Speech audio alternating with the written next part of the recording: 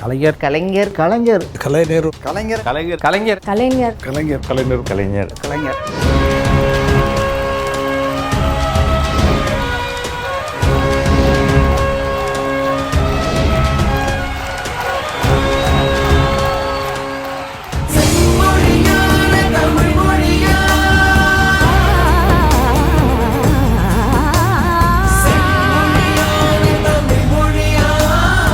முதலமைச்சராக இருந்த கலைஞர் அவர்கள் தொடர்ந்து போராடி அதுக்கு பிறகு இவர் முதலமைச்சராக இல்லாத போதும் அதை சாதித்து தமிழை செம்மொழி என்று இந்திய அரசு அறிவிக்க செய்தார். அப்போது செம்மொழியாக உலக அளவில் அறிவிக்கப்பட்ட ஒரே மொழி அரசு நிலையில் தமிழ் மட்டும்தான். அப்போது செம்மொழி மாநாடு நடத்துகிறோம். செம்மொழி மாநாட்டுக்கு செம்மொழியான தமிழ் மொழியின் நம்ம ஏஆர் ரஹ்மான் இசையமைச்ச அந்த பாடலுக்கு கேட்டிருப்போம். அந்த பாடல் இப்படி தொடங்கும் பாருங்கள், பிறப்புக்கும் எல்லா உயிருக்கும்னே தான் தொடங்கும். சரிங்களா? அப்போது இது யாருக்கும் ஒரு பதில் சொல்கிறாருல்ல, எல்லோரும் நம்ம சமம் அப்படின்னா சமம் இல்லைன்னு சொல்லிட்டு இருக்கவங்கள்ட்ட சொல்கிறாரு. இது பிறப்புக்கும் எல்லாம் இருக்குங்கிறத பண்ணுறாரு.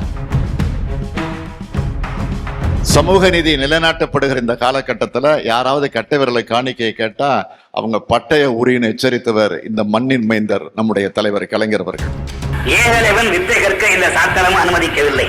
அவன் வில்லில் விஜயனையும் வெல்வார் என்று கட்டை விரலை காணிக்கையாக பெற்று தந்த நியாயம். கட்டை விரலோ தலையோ காணிக்கையாக இந்நாளில் எவனும் கேட்டால் பட்டை உரியும். சுடுகாட்டில் அவன் கட்டை வேறும்.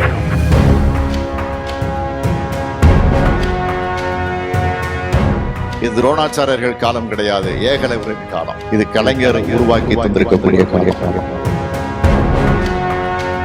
அடுத்த வரி நீங்கள் யாதுமுறை யாவரும் கேள்வி சொல்கிறாரு. அது திருக்குறளுக்கு முந்தைய காலத்தை சேர்ந்த பாடல் வரி. புறநானூறு கணியன் பூங்குன்றன் கால வரிசைப்படி அதுதான் அவர் சொல்லியிருக்கணும். அதை சொல்லாமல் எடுத்தோன்னே என்ன பண்ணுறாரு, யாருக்கோ பதில் சொல்கிறார். பிறப்புக்கும் எல்லா உயிருக்குங்கிறத முதலில் ரெடியாக வச்சு யாதுமுறை யாவரும் கேள்வி அடுத்ததாக வச்சு இந்த ரெண்டையும் இணைப்பாருங்க. ஒரு 2000 ஆண்டுகளுக்கு முற்பட்டது திருக்குறள்னு வச்சுங்க, ஒரு 3000 ஆண்டுகளுக்கு முற்பட்டது புறநானூறுன்னு வச்சுங்க. இந்த 2000 3000க்கு இடையில் ஒரு 1000 ஆண்டுகளை ஒரு சொல்ல கொடுத்து இணைச்சிடுவார். ரொம்ப நுட்பமான அந்த நெய்தல் வேலை இருக்குது பாருங்கள். என்ன சொல்கிறாரு, பிறப்புக்கும் எல்லா உயிர்க்கும் பிறந்த பின் அப்படிங்கிறதான் இவருடைய சொல்லாச்சு. மீதெல்லாம் இலக்கிய சொற்கள். பிறந்த பின் யாதுமுறை யாவரும் பறக்கிறது முடியும், யாதுமுறை யாவரும் கேள்வி இருக்க முடியும். பிறந்த பின் யாதுமுறை யாவரும் கேளுங்கிறது இப்படியான ஒரு அற்புதமான செம்மொழி வாழ்த்து பாடலையும் பாடி தமிழை மொழி சமத்துவத்தை உருவாக்குகிற படைப்புகளை அவர் பண்ணியிருக்காருன்னு தோன்றுது. பிறப்புக்கும் எல்லா உயிர்க்கும் பிறந்த பின்னர் யாதும் ஊரே யாவரும் கேளி. கலைஞரை நான் முதல் தடவை பார்த்தது அப்படின்னா எனக்கு ஒரு 11-12 வயசு இருக்கும். அப்போ 1965 நான் 6ஆம் கிளாஸோ 7ஆம் கிளாஸோ படிச்சுட்டு இருக்கிறேன். இந்திய எதிர்ப்பு போராட்டம் உச்சக்கட்டம். அப்போ கலைஞர் கோயம்புத்தூரில் பேசுகிறார். அப்போ நாங்கள்லாம் சின்ன பசங்க எல்லாம் சேர்ந்து ஆஃப்டர் ஆயர் போட்டு போய் கலைஞரை பார்க்குறோம். ஏன் இந்தி திணிப்பை எதிர்க்கிறோம் அப்படிங்கிறது ஒரு 11-12 வயசு பையனுக்கு புரிகிற அளவுக்கு தெளிவாக பேசுகிறார் கோயம்புத்தூரில். அப்போ இருந்து அவர் மேலே ஒரு பெரிய ஈடுபாடு. கலைஞரை பொதுவாக எல்லோரும் சமுதாயத்தினுடைய மாற்றத்துக்கு காரணமானவர் அப்படின்னு எல்லோரும் சொல்லுவாங்க. அது உண்மையான விஷயந்தான். அவர் ஒரு கிராமத்தில் பிறந்தவர், சாதாரண குடும்பத்தில் பிறந்தவர். அந்த கிராம சூழலில் வளர்ந்த காரணத்தினாலேயும் பல ஊர்களில் நடந்த நிகழ்ச்சிகள், பார்த்த மனிதர்கள், அவருக்குள்ளே ஏற்படுத்திய பாதிப்புகள் தான் பின்னாடி அவர் முதலமைச்சரானது பிறகு திட்டங்களாக வடிவெடுத்த காரணம் அதுதான்.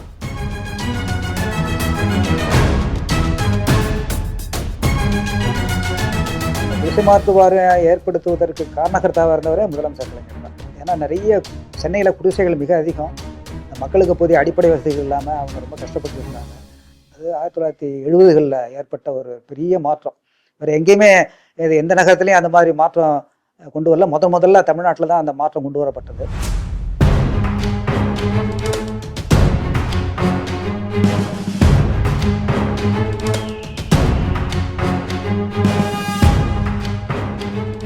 அதான் 50வது பிறந்த நாளப்போ அவர் தொடங்கின திட்டம் தான் கை ரிக்ஷாக்களை ஒழித்து சைக்கிள் ரிக்ஷாக்களை, இலவச சைக்கிள் ரிக்ஷாக்களை வழங்கக்கூடிய ஒரு திட்டம்.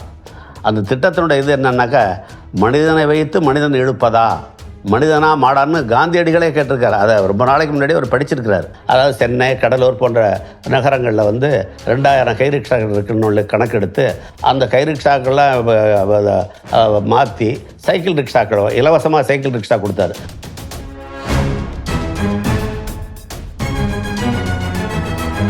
அதுக்கு அடுத்த திட்டம் வந்து இலவச குடிமனை அனுபவதாரர் சட்டம்னு ஒரு சட்டத்தை கொண்டு வந்தார். ஏறத்தாழ 1,75,000 பேர் ஐடென்டிஃபை பண்ணி அவ்வளோ பேருக்கு அவங்க இருக்கிற குடிமனையை பட்டாவாக ஃப்ரீயாக கொடுத்தார் கலைஞர். குடியிருக்கணும் யார் இடத்துல குடியிருப்பான்னு அப்படின்னா, யார் நிலம் வச்சுருக்கான்னா அவன் இடத்துல குடியிருக்கணும். அப்போது நீ வந்து அவனுக்கு போய் அவன் சொல்கிறத நீ கேட்கலனால அவன் அதிகாரத்துக்கு கட்டுப்பட மறுத்தாலோ அவன் என்ன செய்வான் அப்படின்னா, உடனடியாக வழங்கப்படக்கூடிய தண்டனை நீ வீட்டை காலி பண்ணிட்டு போமா.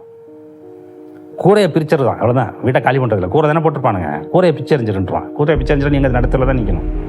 அந்த மாதிரி இந்த காலத்தில் என்ன பண்ணாருன்னு கேட்டீங்கன்னாக்கா, எந்த இடத்துல குடியிருக்கிறியோ அந்த இடம் அவனுக்கு சொந்தம்னு ஒரு சட்டம். என்ன அது எப்படின்னு கேட்டிங்கன்னா, நீ வந்து ஒரு தோப்பு இருக்கும், ஒரு பெரிய தோப்பு நட்ட நடுவில் இருப்பான், அவன் குடியிருப்பான். இல்லை அந்த ஓரத்தில் அவனுக்கு இடம் கொடுத்துட்றேன், மற்ற இடத்துல நான் இங்கெல்லாம் கொடுக்க முடியாதுன்னு சொல்ல முடியாது. அவன் எங்கே குடியிருக்கானோ அந்த இடம் ப்ளஸ் அவனுக்கு மாட்டு வண்டி போகிற அளவுக்கு மெயின் ரோட்லேருந்து என்ன செய்யணும், இடம் கொடுத்துடணும்.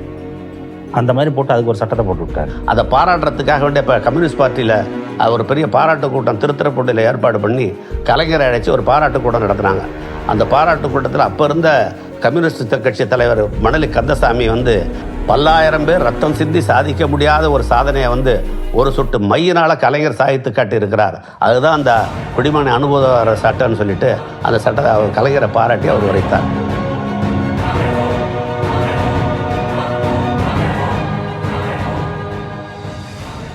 பரம்பரையாக அந்த வேலை வருதில்ல, கிராமப்புறத்தில் இருக்கக்கூடிய அதிகாரம், இந்த நிர்வாகத்தினுடைய அரசு நிர்வாகத்தினுடைய கிராமப்புறத்தினுடைய முகம் யாருன்னா அவன் தான்.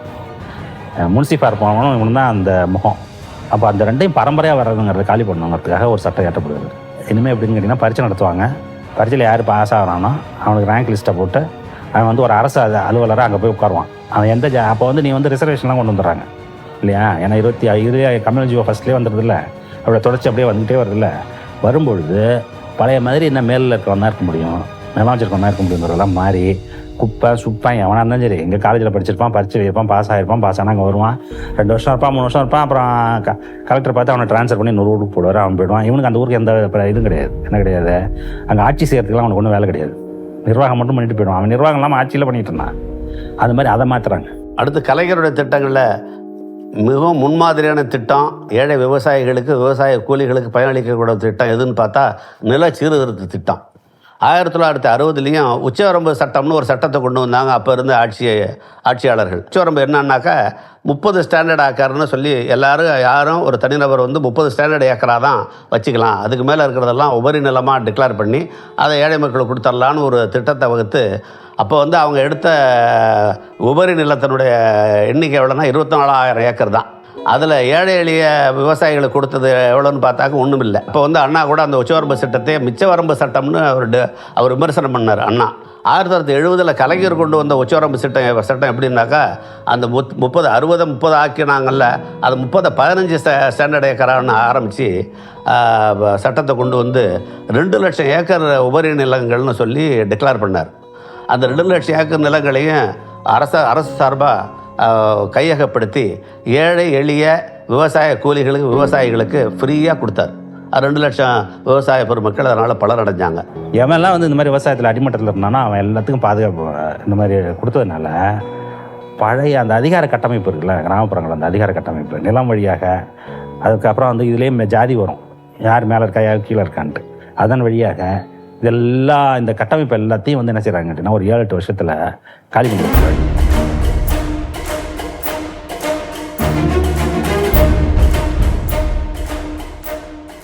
கலைஞருடைய படைப்புலகம் என்பது சமத்துவத்தை காணுகிற படைப்புலகமாக இருக்கிறது.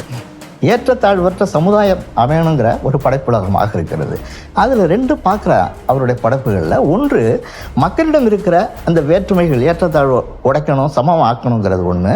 2வது தமிழுக்கு இருக்கிற அந்த தமிழை கீழ்மைப்படுத்தி இருக்கிறதுலேருந்து தமிழை மேம்படுத்தி மற்ற மொழிகளுக்கு இணையாக ஆக்கணும். அதுக்கும் ஒரு மொழி நிலையில் ஒரு சமத்துவத்தை தமிழுக்கு உருவாக்குதல். இந்த 2 பண்புக்கூறுகளாக கலைஞருடைய படைப்புலகத்தை என்னால் பார்க்க முடியுது. அப்போது தமிழை என்னவாக பார்த்தார்கள் அப்படின்னா, இன்னொரு மொழியை வந்து தேவ பாஷைன்னு சொல்கிறது, இதை நேச பாஷைன்னு சொல்கிறது. அப்போ இது தீண்டாமை, மொழி தீண்டாமையை முன்னெடுக்கிறாங்க. அப்போது கடவுள் வாழ்த்துக்கு பதிலாக தமிழ்தாய் வாழ்த்த வைக்கிறார். இப்போ இதை தேவ பாஷைக்கு இணையாகவும் அதற்கு மேலாகவும் ஆகிட்டார் பார்த்தீங்களா. ஏற்கனவே இருந்த ஒன்றை எடுத்து போட்டு அங்கே மேலே வைக்கிறார். அப்போ மொழிக்கு சமத்துவம் கொடுக்குறார். பராசக்தி படத்தில் எனக்கு அந்த கதாநாயகன் பாத்திரத்துக்கு பின்னாடி ஒரு திருநங்கையோட நடனம் ஒன்று இருக்கும். அந்த திருநங்கையும் ஒரு பாத்திரமாக, அதில் ரொம்ப ஒரு உப்ப பாத்திரமாக அவங்க வருவாங்க. எனக்கு கற்பனை பண்ணி பார்ப்பேன், இதெல்லாம் அதற்கு முன்னே திரைப்படங்களில் ஒரு திருநங்கை பாத்திரத்தை ஒரு தெருக்கூத்து கலைஞராக காமிச்சதெல்லாம் அதுக்கு முன்னே கிடையாது. அதன் பிறகு ஒரு விதவை மறுமணம்ங்கிறத சிந்திக்க முடியும். அவளோட காதலை மென்மையாக, அதாவது எனக்கு இன்று நான் ஒரு விதவை கோலம் பூண்டாலும் கூட எனக்கு இன்னமும் காதலும் காமமும் இருக்குது. நான் வயப்படக்கூடிய தன்மையில் தான் என்னோட உளம் இருக்குது. ஆனால் அந்த சமூகம் என்னை கூட்டி போகலைங்கிறதையெல்லாம் ரொம்ப அழகாக, ஏன்னா அந்த காலகட்டத்தில் இப்போ பேசுகிற மாதிரி உடைச்சும் பேச முடியாது. பராசக்தி திரைப்படத்தை பார்த்தீங்கன்னா பேர் பராசக்தின்னு இருக்கும். பாருங்கள் என்ன வசனம் வரும், அம்பாள் என்றைக்கடா பேசினால் அறிவு கிட்டவனேன்னு இருக்கும். என்ன முரண் பாருங்க. பராசக்தி படத்து தலைப்பு, இதில் வசனங்கள் இப்படி இருக்கும். அம்பாள் எந்த காலத்திலே பேசினாள் அறிவு கெட்டவனே. பராசக்தி தாயே என்ன சொல்ற? இந்த பராசக்தி உனக்கு தாய், என் தங்கை கல்யாணி உனக்கு தாசி. மானம் கெட்டவனே, அப்படித்தானே? அவருடைய நாடகங்களில் ரொம்ப வியக்க வைத்த ஒன்று சாக்ரட்டிஸ். அது 1956 ராஜாராணிங்கிற ஒரு திரைப்படம் வருது. அதுலேயும் அந்த சாக்ரட்டிஸ் நாடகத்தை அவர் அறிமுகப்படுத்தியிருப்பார். அந்த நாடகத்தில் ஒரு செய்தியை சொல்லுவார். என்னென்னா, வரலாற்றை அவர் விடுதலை செய்கிறார் அந்த நாடகத்தில் அப்படின்னு எனக்கு தோணுச்சு. என்ன வரலாறுனா, சாக்ரட்டிஸுக்கு விஷம் கொடுக்குறாங்க, நச்சுக்கோப்பை கொடுக்குறாங்க, ஒரு விஷம் வருந்தி செத்து போகிறார். இதுதானே வரலாற்றில் ஒரு நாடகத்தை போடும்போது அப்படியே தானே நீங்கள் முடிவை வைக்கணும். ஆனால் இவர் முடிவை மாற்றுறார். என்ன மாற்றுறார்? அந்த கடைசி காட்சியில் சாக்ரட்டிஸாக நடிக்கிற சிவாஜி கணேசன் கையில் நச்சுக்கோப்பையோடு அப்படி குடிக்க போவார். அப்போது பார்வையாளராக உட்கார்ந்துருக்கிற ஒருவர், யார், என்எஸ் கிருஷ்ணன், நேராக மேடைக்கு ஓடி போய் குடிக்காத நிறுத்தி, நாங்கள் பெரியாரை சாக விட மாட்டோம், கிரேக்க பெரியாரை சாக விட மாட்டோம். என்ன தப்பு பண்ண நீ? சிந்திக்க சொன்னது தப்பா? சிந்திக்கிறது தப்புன்னா நமக்கு மனிதனுக்கு மூளையே இருக்கக்கூடாத அப்படின்னு அவருக்கு ஒரு வசனத்தை கொடுத்து சாக்ரட்டிஸை காப்பாற்றியிருப்பார். இப்படி வரலாற்றில் நடந்த ஒரு அநீதியை அதையே சொல்லுவார். கிரேக்கம் செய்த அநீதியை நாங்கள் நீதி வழங்குகிறோம் அப்படின்னு கலைவாணர் விட்டு பேச வச்சுருப்பார். தொல்காப்பிய பூங்கா எழுதுகிறாரா, அதில் இந்த முதல் நூற்பாவுக்கு உரை எழுதுகிறார். அது காட்சி உரை தான். அந்த ஆயுதம் எடுத்து அவர் கும்பிடும். யாரை? தொல்காப்பியராக இருக்கிற கலைஞரை ஆயுதம் எடுத்து கும்பிடும். எதுக்கு என்னை கும்பிடுற அப்படின்னா, எனக்கும் இடஒதுக்கீடு கொடுத்துட்டீங்க அப்படின்னு. இடஒதுக்கீடுங்கிற வார்த்தையை பயன்படுத்திருக்கார். எழுத்துக்களுக்கு இடஒதுக்கீடு தந்திருக்கிறார் கலைஞருங்கிற. எழுத்தனப்படுவ அகர முதல் நகர இருவாய் முப்பகுது என்ப. அப்போ பா போட்டுட்டு ஆயுத எழுத்தை போட்டு தூ போட்டிருக்காங்க. முதல் எழுத்தை சொல்கிறதுக்கு என்ன பயன்படுத்தி இருக்கீங்க, அங்கேயே எனக்கு இடஒதுக்கீடு கொடுத்துட்டீங்க, ஏன் நன்றின்னு சொல்லிட்டு போவோம் அந்த ஆயுத எழுத்து. திடீர்னு ஒரு நாள் சொன்னார், நான் ராமானுஜருடைய வாழ்க்கையை நான் எழுதிட்டு இருக்கேன். கேட்குறேன், தப்பாச்சுக்காதீங்க, நீங்கள் பயங்கரமான ஆசிரியர், நீங்கள் இவராக பயங்கரமான ஆசிரியர், நீங்கள் அப்படி பழுத்த வைஷ்ணவ படத்தை பற்றி நீங்கள் என்னையா எழுதிட்டுருக்கீங்க, நீங்கள் அது ஏற்றுக்குவாங்களா முதல்ல எல்லாரும் அப்படின்னு பார்த்துட்டு, இதுதான் பல பேர் நீங்களாம் படித்தவங்க, உங்களுக்கே நான் சொல்லணும்னு நிலைமையில் இருக்குது. இதுதான் உண்மையான இது. என்னென்னா, பல பேருக்கு தெரியறதில்லை, உண்மையிலேயே சமூக நீதி அப்படிங்கிறத முதல் முறையாக நம்மளுடைய நாட்டில் சொன்னதே அவர் தான் உண்மையான சமூக நீதியுடைய காவலர். அது ராமானுஜர் தான். அவரை பற்றி எழுதுறதுலேருந்து எந்த தப்பும் கிடையாது. ஏன்னா அவர் சமூக நீதியுடைய காவலர், நான் அவருடைய இதை தான் பின்பற்றிட்டு இருக்கேன் அப்படின்னு. சாமி, ராமானுஜன் நீங்க எங்க கூட விளையாடக்கூடாது, நாங்க தாழ்ந்த குலம். அப்படி ஒரு குலம் இருக்கிறதா? அதாவது எங்க சாதி வேறு, உங்க சாதி வேறு. ஓ, இந்த சாதிதான் நம்மை வேறுபடுத்துகிறதோ? போதி மரத்து புத்தன் புலம்பியதும் ஆதிமகனாம் வள்ளுவன் அலறியதும் சாதி பேதம் ஒழிய வேண்டும் என்றுதானே. கலை, இலக்கியம், அரசியல், பொலமிக் எழுதுவார், சர்காஸ்டிக் எழுதுவார், எஸ்ஸே எழுதுவார், நாவல் எழுதுவார், சிறுகதை எழுதுவார். அதனால் ஒரு வெர்சடைல், பல பன்முகத்தன்மை உள்ள ஒரு எழுத்தாளர். அதாவது ஒரு சமுதாய புரட்சிக்கு கலை வடிவம் மிக முக்கியமானதுன்னு தோழர் லெனினே சொல்லியிருக்கார். ரஷ்ய புரட்சியின் போது லெனினே வந்து நாடகமும் சினிமாவும் கலை வடிவும் இந்த பொது உடைமை சித்தாந்தத்தை கொண்டு போகிறதுக்கு மிக முக்கியமான விஷயம்னு லெனினே சொல்லியிருக்காரு. அதை வந்து கலைஞர் அவர்கள் வந்து இந்த சினிமாங்கிற மீடியாவை, இந்த கலை வடிவத்தை சரியாக பயன்படுத்திக்கிட்டார். எல்லா படத்துலையும் வந்து சமுதாய சீர்திருத்த கருத்துக்கள், அதாவது ஒரு திரையரங்கத்தையே பள்ளிக்கூடமாக மாற்றின பெருமை கலைஞர் சார். பராசக்தியில் அவர் என்னென்னலாம் பேசினாரோ, என்னென்னலாம் சொன்னாரோ, அது எல்லாத்தையும் பின்னாடி திட்டமாக இருக்குது. அந்த அதிகாரம் கைக்கு வரும்பொழுது அது செய்து முடிக்கிறது இருக்குல்ல. ராஜாஜி அது மாதிரி கதை எழுதியிருக்காரு, இந்த மாதிரி கதை எழுதியிருக்காரு. பசியை பற்றி, இதை பற்றிலாம் கதை எழுதியிருக்காரு. ஆனால் அவரும் முதலமைச்சராக இருந்திருக்காரு. ஆனால் அது வந்து என்ன, இங்கே வந்து உட்காரும்போது என்ன செய்யலை, அவர் அதை செய்யலை, அதை அட்ரஸ் பண்ணுறதில்ல. ஆனால் இவர் அதே மாதிரி கதை எழுதிட்டு திரும்ப ஒரு வாய்ப்பு கிடைக்குமா என்ன செய்கிறாருன்னு கேட்டீங்கன்னாக்கா, அது எல்லாத்தையும் திட்டங்களாக மாற்றுறது, செயல் வடிவம் கொடுக்கறது, அது வந்து சமுதாயத்தை வழியாக மாற்றி அமைக்கிறது அப்படிங்கிறதுல அதுதான் உங்களுக்குலாம் இருக்கக்கூடிய வித்தியாசம். இப்படியாக கலைஞரை நம்ம பார்க்குற போது அவருடைய மன உலகம் படைப்புலகமாக வந்திருக்கு. அந்த படைப்புலகத்தில் அவர் காண விரும்பிய உலகத்தை இன்றைக்கு நாம் நடைமுறையில் கண்டுகொண்டு இருக்கிறோம்.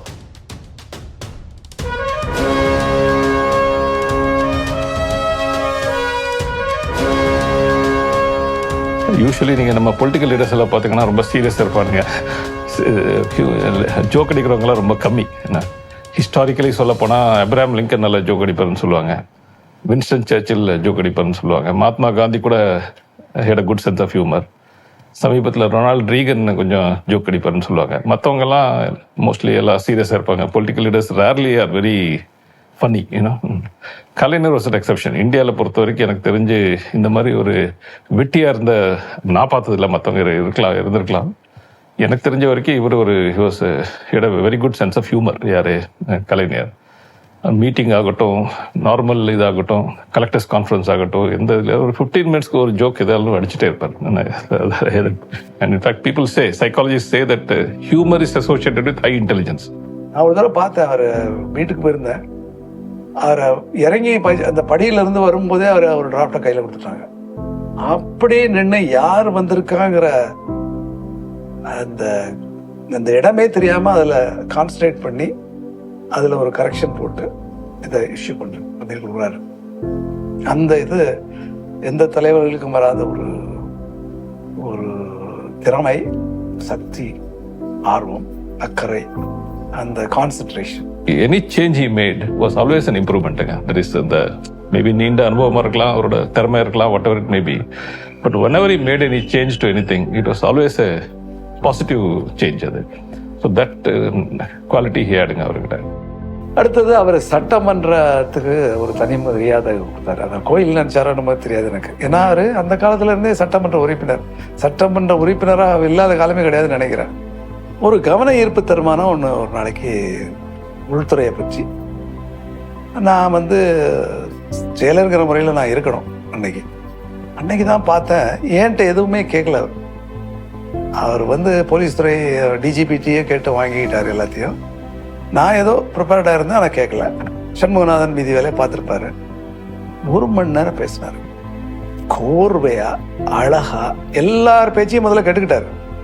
அவங்க சொல்கிற கிரிட்டிசிசம், அட்டாக் எல்லாத்தையும் கேட்டுட்டு கடைசியாக 1 மணி நேரத்திற்கு விளக்கம் தெளிவாக, கோர்வையாக, அது மாதிரி அசத்துட்டேன். நான் அவட்ட போய் வாழ்த்தும் சொல்ல முடியாது, ஏன்னா அந்த தகுதி எனக்கு கிடையாது.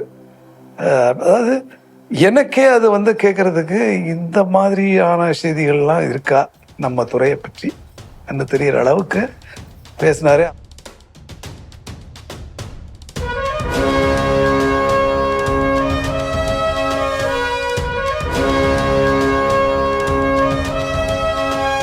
நீர் மேலாண்மையில் அவருக்கு மிக மிக ஆர்வம். மழை பெய்து அந்த தண்ணி கடலில் வீணாகிறத அவர் பார்த்து பல தடவை வருத்தப்பட்டிருக்காரு. காவிரியில் வெள்ளம் வந்தால் தானே நம்ம வந்து தடுத்து நிறுத்துகிறோம், அது எவ்வளோ தடுத்து நிறுத்த முடியுங்க, நிறைய தண்ணி வருது. சில நாளைக்கு கொள்ளிடத்தில் 1,00,000 கியூசெக்ஸ்க்கு மேலே தண்ணி வெளியில் போகும்.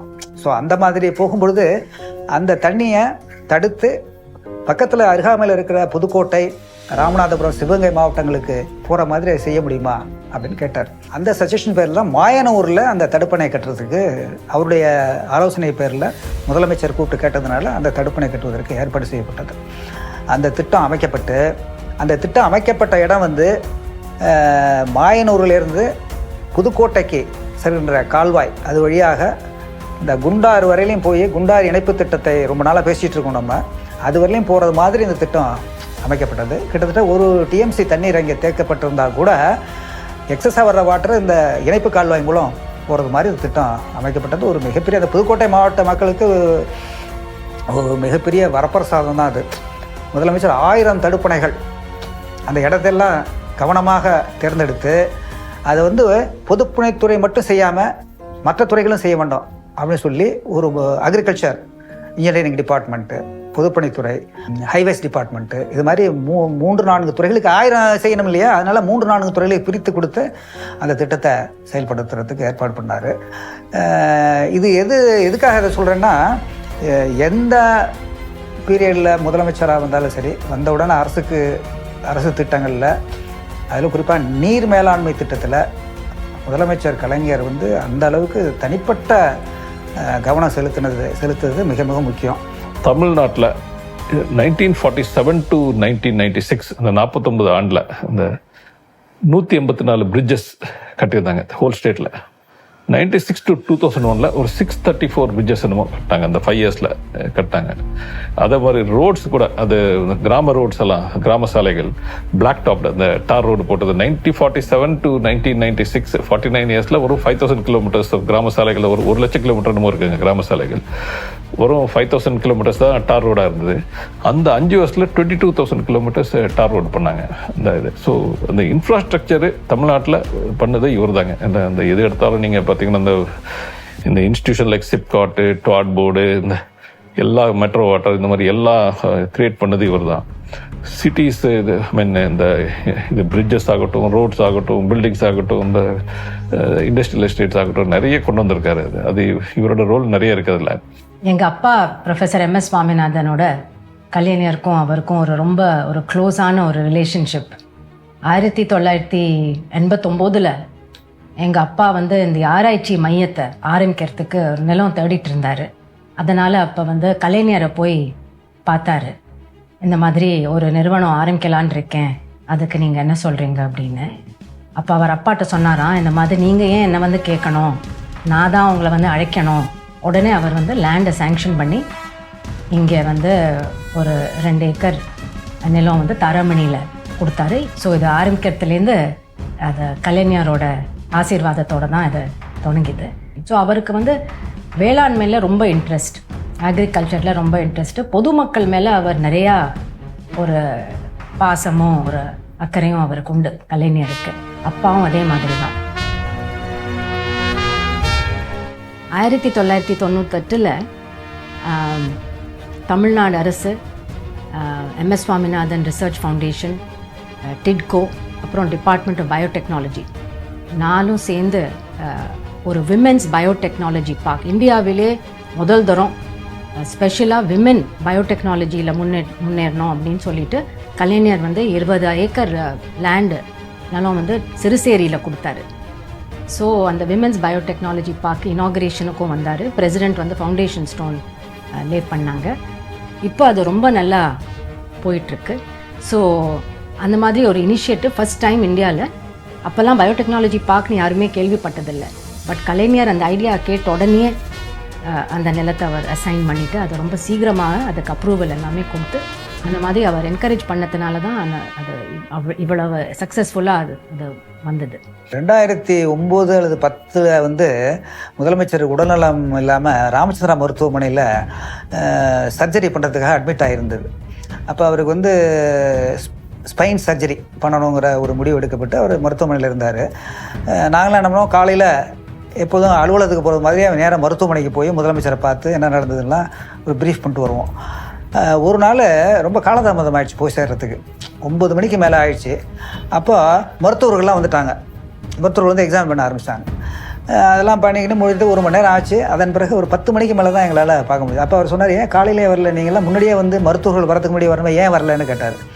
அப்போ நான் சொன்னேன், இது மாதிரி அந்த போரூர் ஜங்ஷனில் வரும்பொழுது ரொம்ப டிராஃபிக் ஜாம் ஆகி போச்சுங்க, ஒரு 20 நிமிஷம் அங்கே நிற்க வேண்டிய ஆகிப்போச்சு, அதனால தான் காலதாமதம் ஆயிடுச்சுன்னு சொன்னேன். ஏன் அதுக்கு ஒன்றும் மாற்று ஏற்பாடு பண்ண முடியாதா? இந்த டிராஃபிக் ஜாம் இருந்ததுன்னா அதை அப்படியே விட்டுடுவீங்களா நீங்கள்? ஏன் அதை மாற்றி நினைக்கக்கூடாது, நீங்களாம் எதை மாற்றுறதுக்கு ஏன் நினைக்கக்கூடாது அப்படின்னாரு. பண்ணலாங்க அப்படின்னு சொல்லி உடனே என்ன பண்ணோம், அப்போ ஹைவே செக்ரட்டரிகிட்ட கேட்டோம் என்ன பண்ணலாம் என்ன சொல்லிட்டு. அவர் சொன்னார், அந்த இடத்துல ஒரு ஃப்ளைஓவர் போடலாம் அப்படின்னு சொன்னார். அப்போ முதலமைச்சர்கிட்டேருந்து இது மாதிரி செய்தி சொன்னாங்க அப்படின்னு சொல்லிட்டு முதலமைச்சரை கூப்பிட்டு சொல்கிறாருன்னு சொல்லி வர சொன்னோம் அவரை. அவர் வந்து மருத்துவமனையில் பார்த்த பிறகு அப்போ தான் முடிவு பண்ணாங்க, போரூர் ஜங்ஷனில் ஒரு ஃப்ளைஓவர் போடலான்னு. மருத்துவமனையில் இருக்கும் பொழுது முடிவு பண்ண திட்டம் அந்த திட்டம். இருந்தாலும் இன்றைக்கு வந்து எனக்கு அந்த போரூர் ஜங்ஷனை கிராஸ் பண்ணும் பொழுதெல்லாம் அந்த ராமச்சந்திரா மருத்துவமனை கலைஞர் தான் நினைவுக்கு வரும். கலைஞருடைய அறிவுரை உடனடியாக அது செயல்படுத்தப்பட்டது. எவ்வளோ இன்றைக்கு மக்களுக்கு அது உபயோகமாக இருக்குது அப்படிங்கிறதுக்கு அது ஒரு உதாரணம்.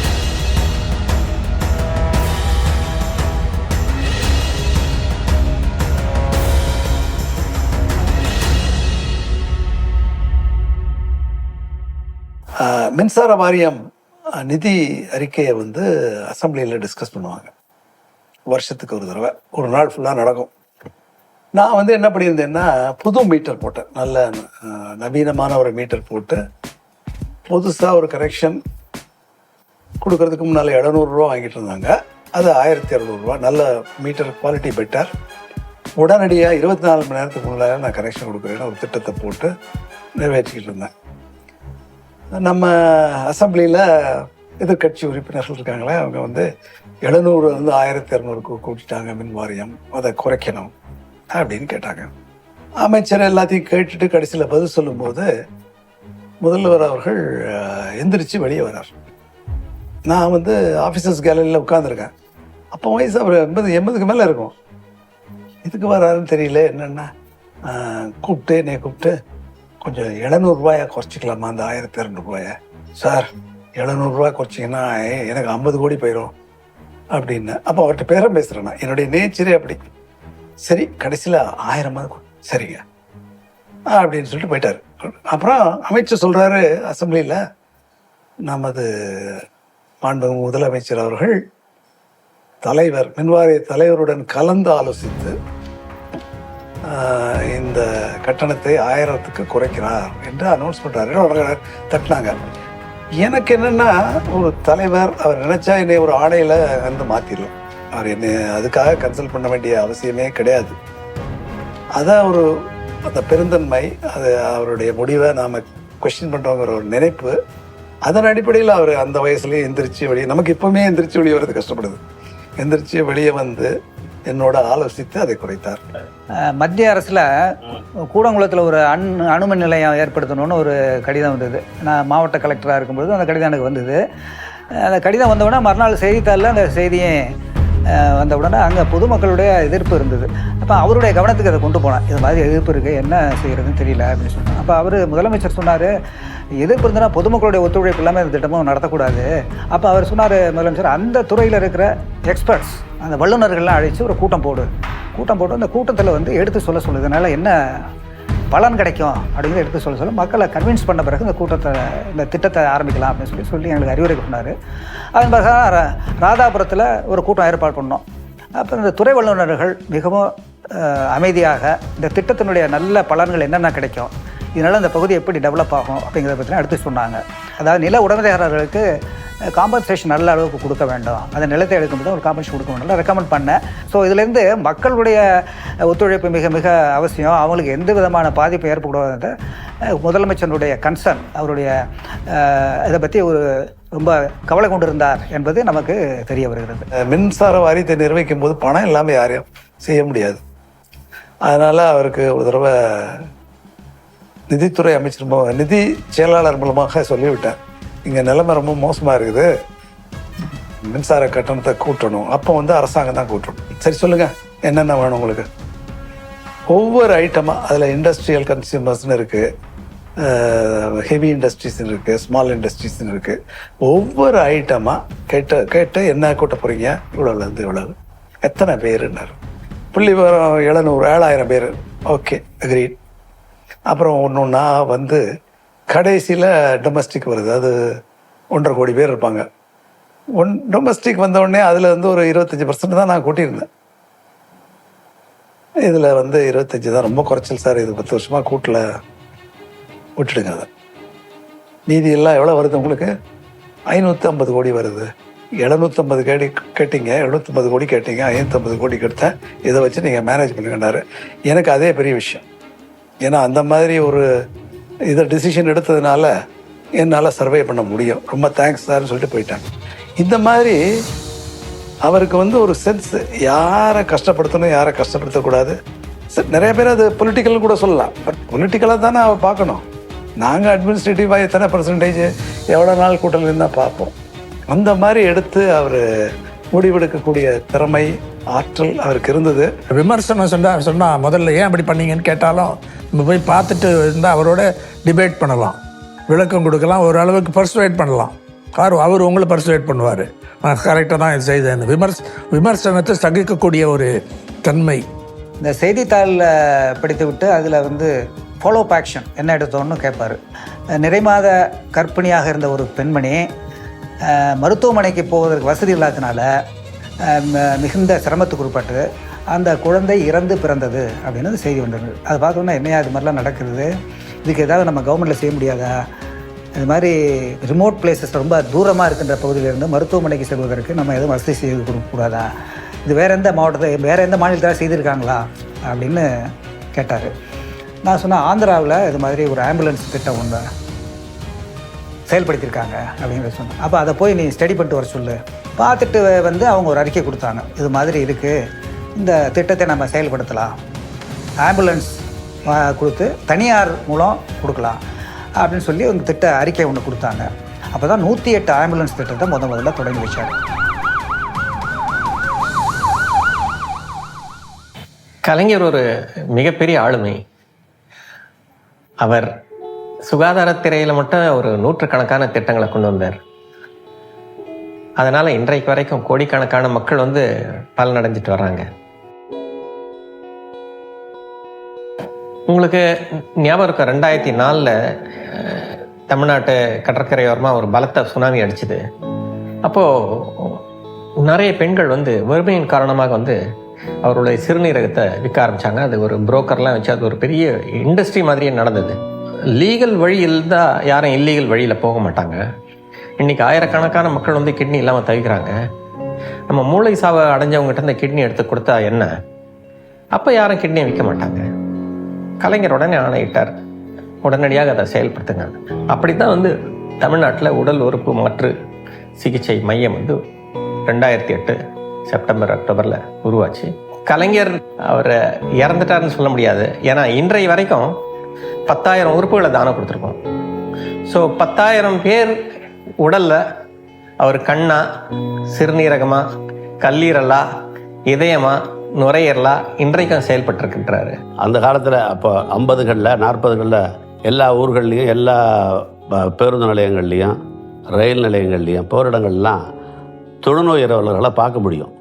கையேந்தி பிச்சை எடுத்துக்கிட்டு இருப்பாங்க. 48வது பிறந்த நாளில் தொழுநோய் இரவலர் மறுவாழ்வு திட்டம்னு ஒரு திட்டத்தை கொண்டு வந்தார். அந்த திட்டத்தின் மூலமாக தமிழ்நாட்டில் இருக்கிற ஏறக்குறைய ஒரு 4,000 பேருக்கு மறுவாழ்வு கொடுத்தார். ஒவ்வொரு மாவட்டத்திலும் ஒரு மறுவாழ்வு இல்லத்தை கட்டி அதில் அவங்கள கொண்டு வந்து அமர்த்தி, வெறும் சாப்பிட்டு தூங்குகிற வேலை கிடையாது, அது மாத்திரம் கிடையாது, சொந்த காலம் இருப்பதற்கான தொழிலையும் கற்றுக் கொடுக்கறதுக்கான ஏற்பாடுகளையும் செஞ்சு அவங்களுக்கு ஒரு மறுவாழ்வு கொடுத்தார் கலைஞர். அதனால தான் அன்றைக்கி இருக்கிற ஆளுநர் இந்தியாவிலேயே ஒரு முன்னோடி திட்டம் அப்படின்னு KK ஷா அன்றைக்கி ஆளுநராக இருந்தார் சொன்னார். பரனூர் மறுவாழ்வு இல்லத்துக்கு ஒரு இயந்திரத்தை தொடங்கி வைக்கிறதுக்கு அன்றைய பிரதமர் இந்திரா காந்தி வந்தபோது இது ஒரு மிகச்சிறப்பான திட்டம்னு பாராட்டினாங்க. இந்த காப்பீடு திட்டம் கொண்டு வரதுக்கும் ஒரு செய்தி தான் காரணம். அது என்ன செய்தின்னா, ஒரு அலுவலர், உயர்நிலை அலுவலர், மிகவும் உடல்நலம் குன்றி நல்ல அலுவலர், அவர் முதலமைச்சருக்கும் தெரிஞ்சவர் தான் அவர், நல்லா செயல்படுவார்னு அவருக்கும் தெரியும். அவர் உடல்நலம் குன்றி ஒரு தனியார் மருத்துவமனையில் அட்மிட் ஆகியிருந்தார். அவருக்கு அந்த சிகிச்சைக்காக ஆன செலவு வந்து கிட்டத்தட்ட அந்த பீரியடில் ஒரு 15 லட்சம் ரூபாய் ஆயிடுச்சு. அதை வந்து அவங்களால கட்ட முடியல. சரி, நம்ம அரசாங்கத்திலேயே நம்ம அதை பணத்தை சேங்ஷன் பண்ணலான்னு சொல்லி ஓரளவு ஒரு தொகை சேங்ஷன் பண்ணாங்க. அந்த தொகையை சேங்ஷன் பண்ண பிறகு அப்போ சிஎம் கேட்டார், நம்ம உயர் அலுவலரை நம்ம சேங்ஷன் பண்ணிட்டோம், இதுவே ஒரு சாதாரண குடும்பத்தை சார்ந்தவர்கள், நலிந்த பிரிவினர், அவங்களுக்கு ஏதாவது செய்ய வேண்டாமா, நமக்கு காப்பீடு திட்டம் ஒன்று நம்ம ஏதாவது செய்யலாமே அப்படின்னு சொல்லி தான் இந்த கலைஞர் காப்பீடு திட்டம் அப்படிங்கிற ஒரு திட்டத்தையே அறிவித்தாங்க. அதன் மூலம் தனியார் மருத்துவமனையிலும், அப்போ அந்த திட்டம் அப்படி இருந்து தனியார் மருத்துவமனையிலும் இவர்கள் சென்று சிகிச்சை எடுத்துக்கொள்ளலாம் என்று அந்த திட்டம் அறிவிக்கப்பட்டது. மிக மிக அருமையான திட்டம். 1953 பரமக்குடியில் ஒரு பொதுக்கூட்டத்தில் பேசிட்டு திருச்சிக்கு திரும்புகிற வழியில் திருப்பத்தூரை நெருங்கும்போது எல்லாரும் தூங்கிடுறாங்க. வண்டியில் தூங்க ஆரம்பித்து ஒரு மைல்கல்ல மோதி எல்லாரும் கீழே விழுந்துடுறாங்க. கீழே வந்தப்போ கலைஞருக்கு கீழே ரத்தம் குபுகுபுன்னு அவர் கொட்டிருது. அவருக்கு கண் நிபுணர் ஒரு டாக்டர் ஒருத்தர் வந்து பார்த்துட்டு, கண்ணில் உள்ள ஒரு நரம்பில் கீறல் ஏற்பட்டிருக்கு, 6 மாதத்துக்கு நீங்கள் பேசவோ எழுதவோ படிக்கவோ கூடாதுன்னு ஒரு கடுமையான நிபந்தனையை போட்டுறாரு. ஒரு ஹோட்டலில் ரூம் போட்டு மணிமகுடம் நாடகம் எழுதுகிறார். திடீர்னு ஈட்டினால் கண்ணில் குத்துனா எவ்வளோ ஒரு பயங்கர வலி ஏற்படுமோ அது மாதிரி ஒரு வலி வந்தது எனக்கு. அதனால் பேனாவெல்லாம் தூக்கி எறிஞ்சிட்டு ஐயோன்னு அலர்னேன். 71 அமெரிக்காவுக்கு போகிறாரு. அங்கே ஒரு வாரம் ட்ரீட்மெண்ட் எடுத்துக்கிறாரு. அங்கே மறுபடியும் அறுவை சிகிச்சை பண்ணுறாங்க. நமக்கே இவ்வளோ ட்ரீட்மெண்ட் எடுத்துக்கிறோமே, நம்மளை போல் ஏழை மக்கள் எவ்வளோ பேர் கண் பாதிப்பினால், கண் வியாதினால், இப்போ கண் உபாதையினால் பாதிக்கப்படுறவங்க இருப்பாங்களே, அவங்களுக்கு ஏதாவது செய்யணுங்கிறதுனால தான் அது 49வது பிறந்த நாளில் இலவச கண்ணொளி திட்டம்னு ஒரு திட்டத்தை அறிமுகம் பண்ணார். தமிழ்நாடு முழுக்க நடந்த கண்ணொளி முகாம்களில் ஏராளமான கண்ணொளி முகாம்கள் நடைபெற்றன. எல்லா மாவட்டங்கள்லேயும் ஏறக்குறைய எல்லா வட்டங்கள்லேயும் கண்ணொளி முகாம்கள் இலவச கண்ணொளி முகாம்கள் நடைபெற்றுச்சு. அதில் 7.5 லட்சம் பேர் பயனடைஞ்சாங்க. வயசானவங்களுக்கு அந்த காலத்தில் இந்த கேட்ராக்ட் வந்துடும். நம்ம ஊரில் எல்லாம் நினச்சிக்குவாங்க வயசாகிடுச்சு கண்ணு தெரியாது அப்படின்னு விட்டுருவாங்க. நம்ம அரசாங்கம் அப்போ வந்து முதலமைச்சர் நம்ம கலைஞர் தான் என்ன பண்ணாங்கன்னா, இதை வந்து அறுவை சிகிச்சை மூலமாக குணப்படுத்தலாம். அந்த காலத்து அறுவை சிகிச்சை வேறு மாதிரி. இப்போ ஒரே நாளில் அனுப்பிச்சிடுறாங்க. அப்போ வந்து ஒரு வாரம் அவங்கள வச்சு பாதுகாத்து, அதுக்கப்புறம் கண்ணாடி சாப்பாடெல்லாம் போட்டு நல்லா பார்த்து, அதுக்கப்புறம் கண்ணாடி போட்டப்புறம் தான் அவங்களுக்கு கண் தெரியும். அதனால் நான் கண்ணாடி போட்டுட்டு கையை காமிப்பேன், தெரியுதான்னு. அப்போ அந்த முகத்தில் இருக்கிற மகிழ்ச்சி இருக்குது பார்த்தீங்களா, ஓ மை காட். இது வந்து அரசாங்கத்தில் யாரும் செய்யலை. வயசானவங்க அவங்களுக்கு கேட்ராக்ட் ஆப்ரேஷனுக்கெல்லாம் வசதி இருக்காது அந்த சமயத்தில். அதுக்கப்புறம் நான் 1995 ஹெல்த் செக்ரட்டரி ஆகிட்டேன். ஹெல்த் செக்ரட்டரி ஆகும்போது உலக வங்கி இதே திட்டத்தை இந்தியா பூரா நிறைவேற்றுறாங்க. அந்த கண்ணொளிங்கிறது பார்க்குறதுக்கு சொல்கிறதுக்கு ஒரு சாதாரணமான விஷயமா தோணலாம். ஆனால் ஏற்கனவே இருந்த ஒளியை இழந்து மறுபடியும் அந்த ஒளியை பெற்றவர்களுக்கு தான் அதனுடைய அருமை தெரியும்.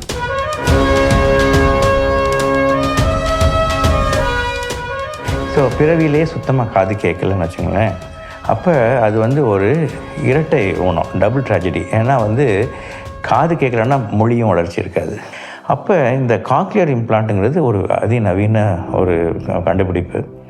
இந்த ஒரு கடந்த ஒரு 20 ஆண்டுகளாக அது இருக்குது. அந்த காக்லியர் இம்ப்ளான்ட்டில் உள்ள என்னென்னா, இந்த பிறவி ஊனங்கள் உள்ள குழந்தைங்களுக்கு உள்காதில் செவித்திறன் வேலை செய்கிற அந்த அணுக்கள்லாம் போயிடும். இந்த காக்லியர் இம்ப்ளான்ட்டுங்கிறது நாங்கள் அறுவை சிகிச்சை பண்ணி இந்த உள்காதில் பொருத்தினோன்னா, அந்த பாதிப்பான உள்காதை தாண்டி நரம்புக்கு சத்தங்கள் கொடுத்தோன்னா அந்த பிள்ளைங்களுக்கு காது கேட்கும். ஸோ இது வந்து ஒரு அதிக செலவுள்ள ஒரு டெக்னாலஜி. அந்த காலத்தில் நான் சொல்கிற பீரியடில் வந்து அப்போது ஒரு 6 லட்சம் ரூபா. அப்போது நிறைய பிள்ளைங்களுக்கு காது கேட்காமல் இருக்காங்க. தமிழ்நாடு தான் வந்து காது கேளாத பிள்ளைங்களுக்கு தலைநகரம்னாலே தமிழ்நாடு தான் அப்படின்னா எவ்வளோ இருக்காங்க நினைக்கிறீங்க? நிறைய இருக்காங்க ஐயா. இந்த மாதிரி அப்போ தான் ஸ்டாட்டிஸ்டிக்ஸில் சொன்னேன். பின்ன நீங்கள் பண்ணி தானே ஆகணும், நீங்கள் ஏன் பண்ணாமல் இருக்கீங்க அப்படின்ட்டு. எவ்வளோ உங்களுக்கு தேவைப்படும் அப்படின்னாரு. எனக்கு அப்போ ஒன்றும் ஐடியாவே கிடையாது, கணக்கு கூட கிடையாது. நான் சொன்னேன் சிரிச்சுட்டு, மறுநாள் சொன்னேன், எனக்கு ஒரு 200 இம்ப்ளான்ட், எனக்கு நிறைய 200னா 6 லட்ச ரூபானா கணக்கு வச்சுக்கோங்க. இது இவ்வளோ கேட்டேன்னா வெளில ஓட்டி கழுத்து ஓடி தள்ளிட்டு வரேன்ட்டு 200 இம்ப்ளான்ட் கொடுக்கணும் நீங்கள் அப்படின்னு. நான் சிரிச்சார். சிரிச்சுட்டு சரி ரொம்ப கேட்ட போட்டிருக்கேன் நான். இல்லை 200 இல்லை உங்களுக்கு 2000 வேணும். எனக்கு அப்படியே ஷாக்கு. உங்களுக்கு ஐடியாலாம் பேசிகிட்டு இருக்கீங்க, கிட்டத்தட்ட 2000 இம்ப்ளான்ட் வேர்டு இருக்கும் ஒரு வருஷத்துக்கு உங்களுக்கு. நான் வந்து இப்போ என்ன செய்கிறேன், நான் வந்து உங்களுக்கு முதல்ல 2000 இம்ப்ளான்ட்டுக்கு ஃபண்ட்ஸை கொடுத்துட்றேன், அதுக்கப்புறம் தீர தீர நீங்கள் வாங்கிக்கோங்க அப்படின்னாரு. ஒரு 30 பிள்ளைங்க இம்ப்ளான்ட் பண்ணதுக்கப்புறம் எனக்கு ஒன்று தோணுச்சு, ஐயாட்ட வந்து போய் காமிக்கணும் அந்த பிள்ளைங்கள, காது கேட்குற பிள்ளைங்க. ஸோ நாங்கள் ஒரு 30 பிள்ளைங்க, அவங்க பெற்றோர்கள், தாத்தா பாட்டிகள் எல்லாம் ஒரு கும்பம் திரும்பி நம்ம ஊரில் அப்படி. ஸோ எல்லோரும் போய் இறங்கணும் கோபாலபுரத்தில். அப்போ என்னாச்சு, திடீர்னு ஒரு சின்ன பெண் குழந்தை, ஒரு 2.5 வயசு இருக்கும், நல்லா அழகாக அவங்க அம்மா வந்து பட்டு பாவாடை அது இது ஜிமிக்கி எல்லாம் போட்டுட்டு வந்து அது என்ன வச்சு கிடுகிடுன்னு ஓடி போய் அவர் மடியில் உட்காந்துருச்சு. போய் அலறி அடிச்சுட்டு போய் அவர் தூக்குறதுக்கு அவங்க அப்பா எல்லாம் போனாங்க, எல்லாம் போங்கன்ட்டார். அது நல்லா மடியில் உட்காந்துக்கிச்சு. உட்காந்துட்டு தாத்தா தாத்தா உடனே அவர் வந்து என்னம்மா ஆனார். உடனே அது கண்ணாடி, அவரோட கண்ணாடி இருக்குல்ல, அது கண்ணாடியை பிடிச்சி இழுத்துச்சு. அவர் மடியில் அந்த குழந்தை இருக்குது, அவர் உட்காந்துருக்காரு. தார தாரையாக கண்ணில் தண்ணி வருது அவருக்கு, முத்து முத்தா. அவ்வளோ அவருக்கு நெகிழ்ந்துட்டார் அந்த பிள்ளைங்களை பார்த்து. ஏன்னா அதுங்க பேசுதுங்க, கொஞ்சது அது மழையில். அதனால் வந்துட்டு என்ன சொன்னார், நான் எத்தனையோ திட்டங்கள் செஞ்சுருக்கேன், ஆனால் எனக்கு எல்லாத்தையும் விட என்னுடைய மனதை நெகிழ்ந்த திட்டம் இதுதான் அப்படின்னாரு.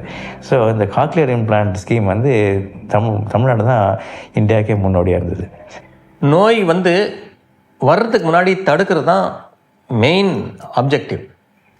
அதற்கு வந்து ஆரம்ப சுகாதார கட்டமைப்பு வந்து மிக சிறப்பாக இருந்தால் தான் செய்ய முடியும்.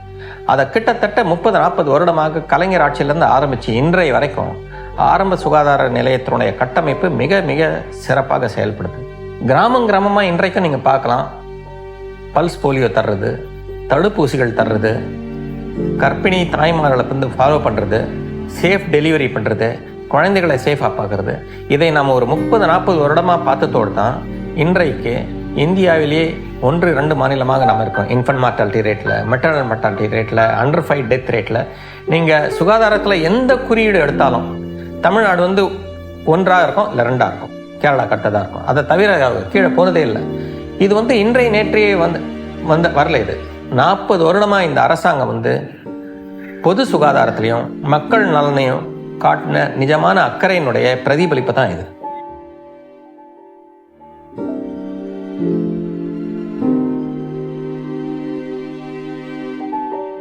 ஆனால் மருத்துவ கட்டமைப்பும் தேவை. ஆகவே தான் கலைஞர் என்ன சொன்னார், ஒரு மாவட்டத்திலையும் மருத்துவக் கல்லூரி வேணும். சென்னை மருத்துவக் கல்லூரியில் என்ன சிகிச்சை கிடைக்குதோ அதே சிகிச்சை கடைக்கோடியில் உள்ள மருத்துவக் கல்லூரியிலையும் கிடைக்கணும். அந்த ட்ரீமோட தான் அவர் ஆரம்பித்தார். இன்றைக்கு கிட்டத்தட்ட அவருடைய கனவு வந்து பலிச்சிடுச்சு. கிட்டத்தட்ட அனைத்து மாவட்டங்களிலும் நம்ம மருத்துவக் கல்லூரி வச்சுருக்கிறோம்.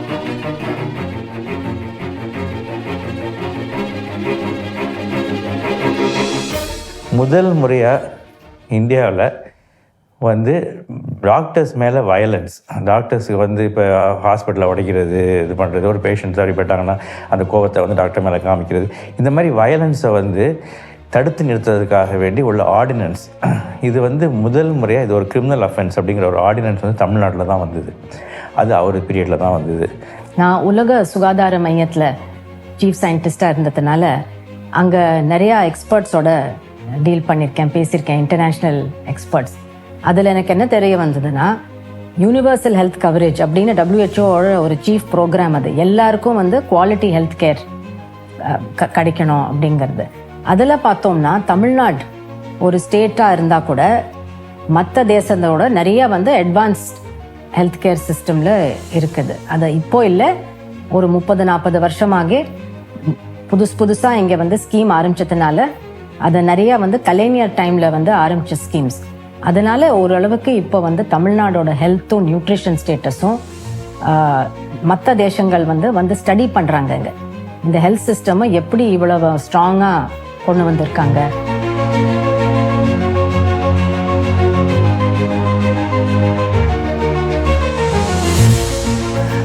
எங்கேயாவது ஆக்சிடென்ட் நடந்துச்சுன்னா அப்போ அவர் சொல்லுவார், எனக்கு இன்றைக்கி மதியம் சாப்பிட முடியல, இந்த ஆக்சிடென்ட் டிவியில் பார்த்தேன், இதுக்கு ஏதாவது நடவடிக்கை எடுக்கக்கூடாது அரசாங்கத்தில், நீங்களாம் பார்க்கணுன்னு சொல்லுவார்.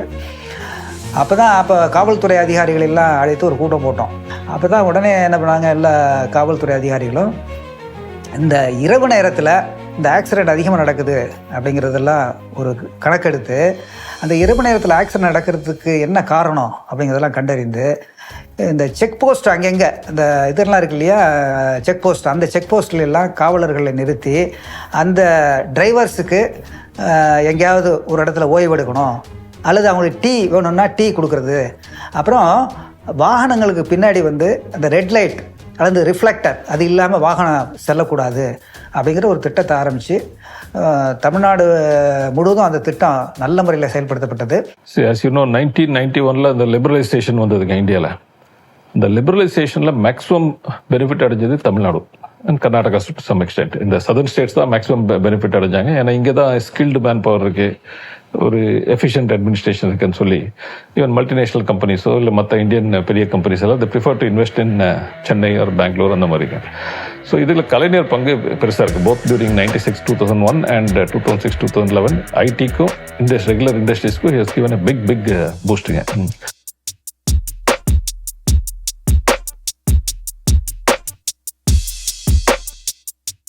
தொழில்துறையை பொறுத்த வரைக்கும் அப்படின்னு கேட்டிங்கனாக்கா, இந்த அரசு தான் எல்லாத்தையும் செய்யும், நாங்கள் வந்து வேறு யாரையும் செய்ய விட மாட்டோம் அப்படிங்கிற வேலைலாம் வச்சுக்கிறதுலாம் இல்லை. அவர் வந்து என்ன பண்ணாருன்னு கேட்டிங்கனாக்கா, ரொம்ப காம்ப்ளெக்ஸான தொழில்நுட்பம் இருக்கக்கூடிய விஷயங்கள்லாம் இருக்குல்ல, அதெல்லாம் நம்மளால் பண்ண முடியாதுங்கிற அப்படின்னு தெரிஞ்சுட்டு அப்போ வந்து அவர் என்ன செய்கிறாரு, இந்த மாதிரி ஜாயின்ட் செக்டார்னு ஒரு அமைப்பு உருவாக்குறாரு. ஜாயின்ட் செக்டார்னா அப்படின்னு கேட்டிங்கன்னா, தனியார் பங்களிப்போடு அரசு வந்து முதலீடு செஞ்சு வேலையை செய்கிறது அப்படின்ட்டு. தொழில் வளர்ச்சியில் அவருக்கு, தமிழ்நாட்டின் தொழில் வளர்ச்சியில் அவருக்கு மிக்க ஈடுபாடு. மாதம் ஒரு முறை ஒரு கூட்டம் நடக்கும். என்ன நடக்குது தொழில்துறையில், என்னென்ன செஞ்சுருக்கீங்க, என்னென்ன திட்டங்கள் எல்லாம் நிறைவேற்றிருக்குங்க அப்படின்னு கேட்பார். இது வந்து முடிஞ்சு இந்த அவருடைய டென்யூர் முடிஞ்சு அந்த பிரசிடென்ட் ஸ்கூலுக்கு அப்புறம் நம்ம ஜெயலலிதா அம்மா வந்து முதலமைச்சராக வராங்க. அப்போ என்னையை தான் முதல்ல கூப்பிட்டு ப்ரீஃப் பண்ண சொன்னாங்க. எல்லாம் தயாராக வச்சுருந்தேன். அப்போ அவங்க அந்த கூட்டத்திலேயே தலைமைச் செயலாளர் கேட்டார், இவ்வளோ வேலையாக நடந்திருக்கு தமிழ்நாட்டில்னாரு. எனக்கு இன்னும் ஞாபகம் இருக்குது. ஆமாங்க நடந்திருக்கு அப்படின்னு சொன்னேன்.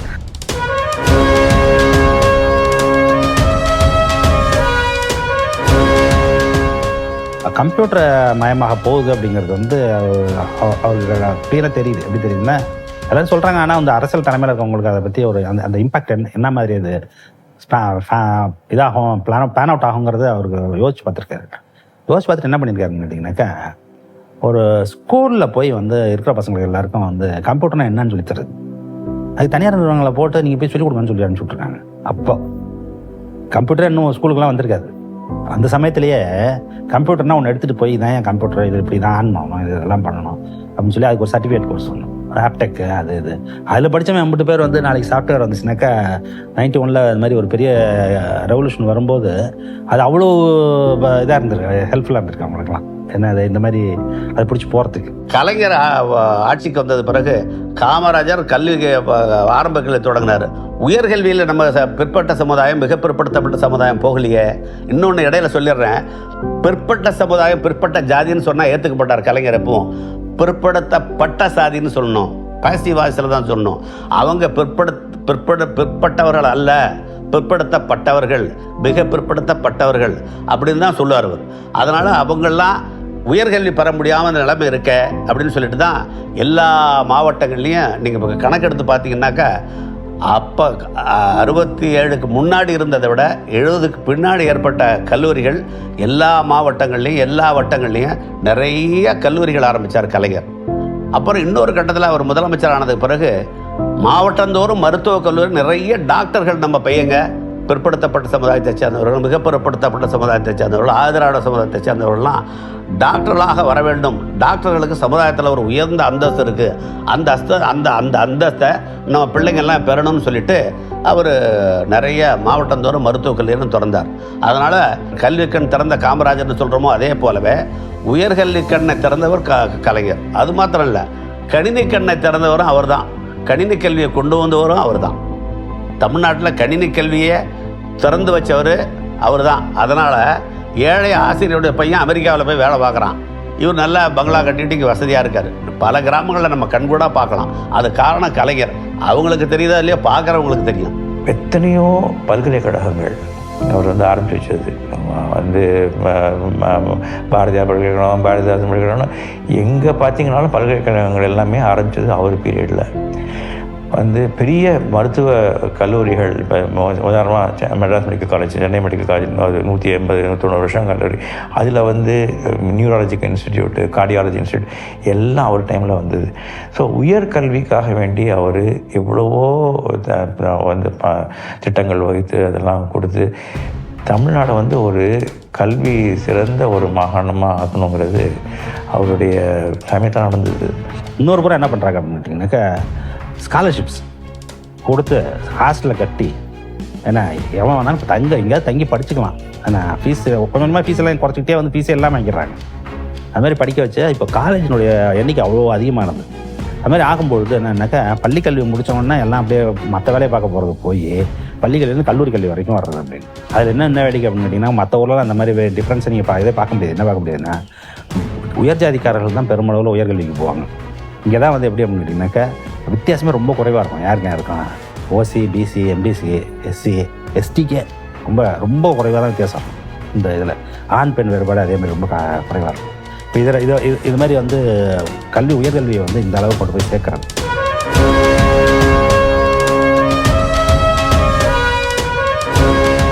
பெரியார் நினைவு சமத்துவபுரம் திட்டம், அந்த திட்டத்தை பற்றி அமைச்சரவையில் ஒரு தீர்மானம் நிறைவேற்றுவதற்காக வேண்டி தந்தை பெரியாருடைய நெஞ்சில் பதிந்திருந்த முல்லை அகற்றிடும் வகையில்னு ஆரம்பித்து ஒரு தீர்மானத்தை எழுதினார்.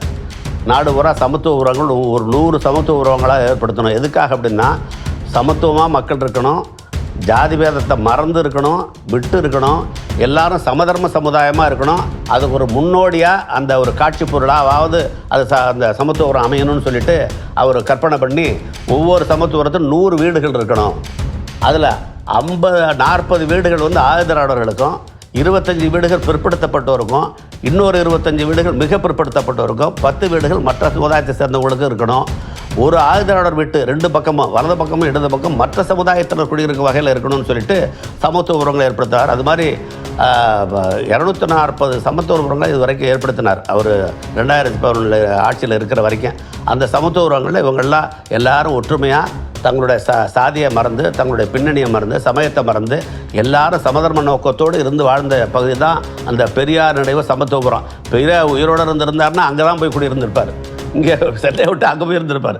அது மாதிரி ஒரு சமத்துவபுரத்தை அவர் உருவாக்கினார். பழைய சங்க காலத்திலலாம் எல்லோரும் ஒற்றுமையாக தான் இருந்தார். அப்போ சாதி வேறுபாடுகள், சமய வேறுபாடுகள், எல்லாரும் அவங்க வேறு இவங்க வேறு, இந்த தெரு வேறு அந்த தெரு வேறுன்னு தான் சங்க காலத்தில் அதுக்கான எந்த விதமான ஆதாரமும் கிடையாது. அப்படி இருக்கும்போது ஏன் இப்படி பிளவுபட்டிருக்கு, இப்போ இப்படி விடுதலைக்கு பிறகு அல்லது நவீன இந்தியாவில் ஏன் இப்படி இருக்குன்னு சொல்லிட்டு அதனால தான் ஒரு சமத்துவபுரத்தை ஏற்படுத்தி எல்லாரும் பார்க்க முடியாது வைக்கணுங்கிறது அதான் உருவாக்கினார்.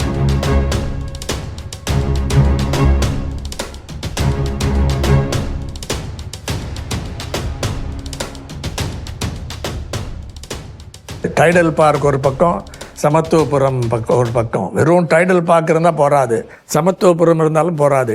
டெக்னாலஜி, மாடர்ன் டெக்னாலஜி, அந்த நவீனமாக்கக்கூடிய தொழில்கள், துறைகள், அதோடு இந்த சேர்க்க வேண்டும் என்ற அந்த ஒரு அந்த இமேஜினேஷன் அண்ட் அண்டர்ஸ்டாண்டிங் ரொம்ப முக்கியமான ஒரு இது.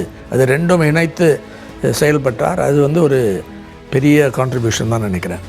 ஒரு குறிப்பிட்ட ஸ்கீம் என்னென்னா மகளிர் சுயது குழு திட்டம். அதுக்கு ஃபஸ்ட்டு வந்தது 1989. அது நிறைய பேருக்கு தெரியாது. கலைஞர் பீரியடில் தான் ஃபஸ்ட்டு வந்தது. அது இன்டர்நேஷ்னல் ஃபண்டிங்கில் வந்தது. ஒரு 6 மாவட்டத்தில் தான் பிகினிங்கில் இருந்தது. 96 இவர் திரும்பி வந்தப்போ 96, 97 என்னமோ அது எல்லா மாவட்டத்துக்கும் எக்ஸ்பேண்ட் பண்ணார். இருந்தது 6 மாவட்டத்தில் இருந்த ஸ்கீமு. அப்புறம் அவங்க ஜெயலலிதா அம்மையார் அதை அர்பன் ஏரியாஸ்க்கு, ஃபஸ்ட்டு ரூரல் ஏரியா மட்டும் இருந்தது, அர்பன் ஏரியாஸ்க்கு மட்டும் தான் இது பண்ணாங்க. ஸோ 2006 to 2010 அந்த ஸ்கீம்ஸ் வெரி வெல் இம்ப்ளிமெண்டடுங்க. யார் இந்த விமென்ஸ் டெவலப்மெண்ட் ஸ்கீம் பிரமாதமாக இம்ப்ளிமெண்ட் பண்ணோம். ஒரு உதாரணம் சொன்ன போனால், வங்கி கடன் இருக்குது பாருங்கள், அதில் இந்த சுயத குழுக்களுக்கு ஆவரேஜாக ஒரு 100 கோடி 110 கோடி தான் கிடச்சிருந்தது முந்தி பர் இயர். இந்த பிட்வீன் 89 and 2006 அந்த பீரியடில். 2006 to 2011 அந்த பீரியடில் அந்த 110 கோடி became 1600 crores, almost 15 times increase. அது கலைஞர் பீரியடில், அந்த செகண்ட் பீரியடில் நல்லா பிரமாதமாக பண்ணார். 2010 டிசம்பரில் வேர்ல்டு பேங்க் ஒரு லெட்டர் எழுதுகிறாங்க. அந்த லெட்டரில் என்ன சொல்கிறாங்கன்னா, நாங்கள் உலகத்தில் நிறைய ப்ராஜெக்ட்ஸ் ஃபண்ட் பண்ணுறோம், வருஷமும் அந்த ப்ராஜெக்ட்ஸில் எது நல்ல ப்ராஜெக்ட், பெஸ்ட் ப்ராஜெக்ட் எதுன்னு நாங்கள் ஆராய்ச்சி பண்ணுறோம். இந்த வருஷம் 2010 எங்கள் கணிப்புப்படி இந்த வாழ்ந்து காட்டுவோம் ப்ராஜெக்ட், மகளிர் சுய உதவிக்குழு project implemented by government of Tamil Nadu is the best, not only in India, across the world, not only in rural development, across all sectors அப்படின்னு சொல்லி ஒரு லெட்டர் வந்ததுங்க.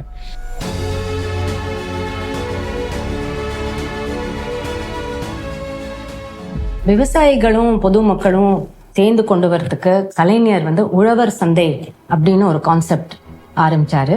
1999 ஃபர்ஸ்ட் மதுரையில் காய்கறி கம்மி விலையில காய்கறி விற்கிறதுக்காக முதல்ல உழவர் சந்தை ஆரம்பிச்சது. 100வது உழவர் சந்தை 2000 வருஷத்துல சென்னையில் ஆரம்பிச்சது. அதில் நிறைய பெனிஃபிட் ஃபார்மர்ஸுக்கு கன்சியூமர்ஸ்க்கு 2 பேருக்கும் பெனிஃபிட். ஏன்னா ஃபார்மர்ஸ் டைரெக்டாக உழவர் சந்தையில் அவங்களோட காய்கறிகளோ மற்ற அவங்க என்ன கொண்டு வராங்களோ அவங்க ஃபீல்ட்லேருந்து விற்கலாம். மிடில் மேன் கட் பண்ணிவிட்டு டைரெக்டாக அவங்களுக்கு ப்ராஃபிட், வாங்குறவங்க நேராக நம்ம விவசாயிகள்கிட்டேருந்து வாங்கி, ஸோ அந்த உழவர் சந்தை கான்செப்டே அவர் கொண்டு வந்தது. 2006 இவர் ஆட்சிக்கு வந்தோன்னே நம்ம present CM mister Stalin became the minister for RDLA, rural development and local administration. ஒரு அனைத்து கிராம அண்ணாமலர்ச்சி திட்டம், AGAMT அப்படின்னு சொல்லி ஒரு ஸ்கீம், அனைத்து கிராம அண்ணாமலர்ச்சி திட்டம். அது என்னன்னு சொல்கிறேன், 12,500 கிட்ட வில்லேஜ் பஞ்சாயத்து தமிழ்நாட்டில் இருக்காங்க. பெரிய நம்பர் 12,500 வில்லேஜ் பஞ்சாயத்து. ஒரு வருஷத்தில் 2000 எல்லாம் மொத்தமாக பண்ணுறது கஷ்டம். So 2500 villages every year. First இயரில் 2500, செகண்ட் இயர் 2500, தேர்ட் இயர் அப்படி 5 இயர்ஸாக ஸ்ப்ரெட் அவுட் பண்ணுவோம். அண்ட் ஒரிஜினலாக சிலதில் பண்ணோம். ஒரு வில்லேஜ்லேயும் ஒரு பாண்ட், டேங்க், இல்லாட்டி ஊரணி, ஏரி, குளம், ஊரணி அந்த மாதிரி ஒன்று எடுத்து அதை இது பண்ணுவோம், சரி பண்ணுவோம். அப்புறம் ஒரு வில்லேஜ் லைப்ரரி ஒன்று கட்டுவோம் ஒரு வில்லேஜ்லையுமே. ஒரு ரூரல் ஸ்போர்ட்ஸ் சென்டர் ஒன்று கட்டுவோம் ஒரு வில்லேஜ்லையுமே. தென் ஒரு பரியல் கிரவுண்ட் கிரிமேஷன் ஷெட்டு போடுவோம்.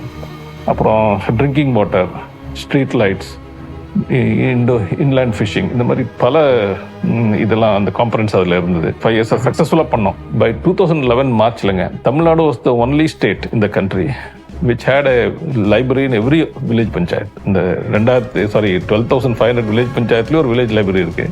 12,500 வில்லேஜ் பஞ்சாயத்துலேயும் ஒரு ஸ்போர்ட்ஸ் சென்டர் இருக்கு, ரூரல் ஸ்போர்ட்ஸ் சென்டர் இருக்கு. 12,500 வில்லேஜ் பஞ்சாயத்துலேயும் cremation shed and burial ground இருக்கு. அது தமிழ்நாட்டில் மட்டும் தான் இருக்கு.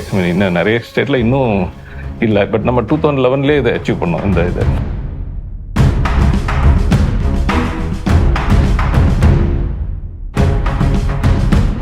கலைஞர் அவர்கள் அந்த காலத்தில் இன்ட்ரடியூஸ் பண்ண ஒரு திட்டத்தோட ஒரு அனுபவம் ஏற்பட்டது. அது என்னன்னா மக்கள் குறை தீர்க்கும் நாள்னு ஒரு திட்டம். அதில் அதிகாரிகள் அவ்வளோ பேரும்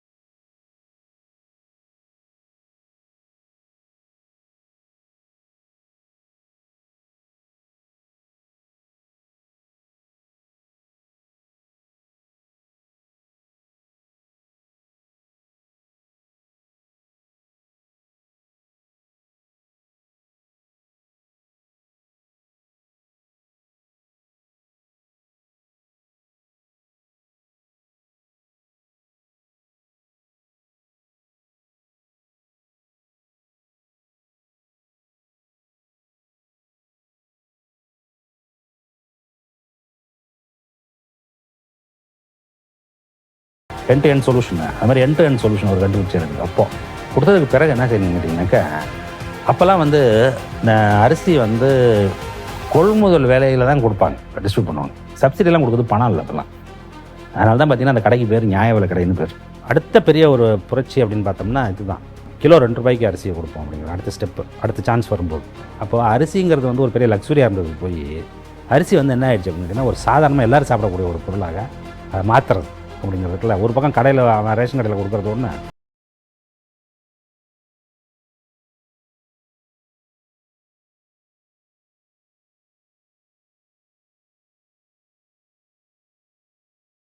போது என்ன கேட்டிங்கன்னா இது எல்லாத்துக்கும் ஆதாரமாக என்ன இருக்குது அப்படிங்கிறதையும் பார்த்துக்கிறாரு. என்ன பார்த்துக்கிறாருன்னா இது எல்லாத்துக்கும் அடிப்படையான காரணமாக இருக்க வேண்டியது என்னன்னு கேட்டிங்கன்னா நம்மளுடைய ஐடென்டிட்டி, நம்மளுடைய அடையாளம் இருக்குல்ல, அந்த அடையாளத்தை நம்ம என்றைக்கும் தொலைச்சிடக்கூடாது அப்படிங்கிறது.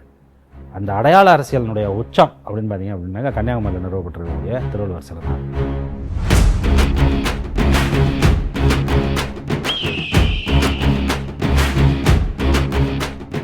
உலக பொதுமறை திருக்குறளை அளித்த திருவள்ளுவருக்கு கன்னியாகுமரியில் ஒரு சிலை அமைக்க வேண்டும் என்பது கலைஞருடைய நீண்ட நாளைய கனவுன்னு நான் நினைக்கிறேன். ஏன்னா அவர் அதை அனௌன்ஸ் பண்ணும் பொழுது திருவள்ளுவருடைய பெருமைகளெல்லாம் எடுத்து சொல்லி அவருக்கு தமிழ்நாட்டினுடைய கடைக்கோடியில் கன்னியாகுமரியில் சிலை அமைத்தால் அது பெருமை வாய்ந்ததாக இருக்கும், தமிழர்களுக்கு செய்த ஒரு பெருமையாக இருக்கும், தமிழுக்கு செய்த ஒரு தொண்டாக இருக்கும்னு அவர் அனௌன்ஸ் பண்ணும்போது சொன்னார்.